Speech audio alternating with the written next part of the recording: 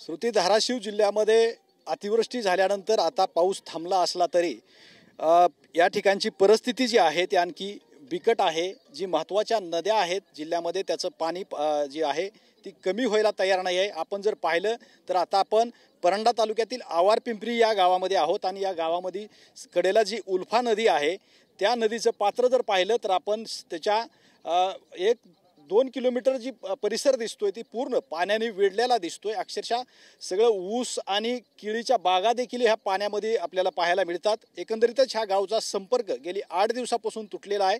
दळणवळण सुद्धा या गावचं विस्कळीत झालेलं आहे। या गावातील शाळा देखील बंद आहेत आणि महत्त्वाचं म्हणजे आज 8 दिवसापासून या गावातील विद्यार्थी सुद्धा शाळेत गेलेले नाहीत।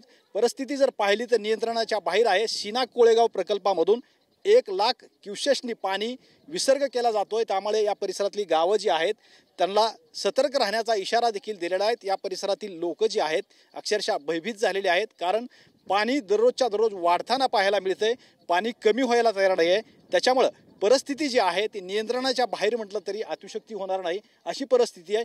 प्रत्येक नदी जी आहे ती भरून वाहताना दिसते आणि महत्त्वाचं म्हणजे जनजीवन जे आहे या ठिकाणचं ते श्रुती विस्कळीत झालंय।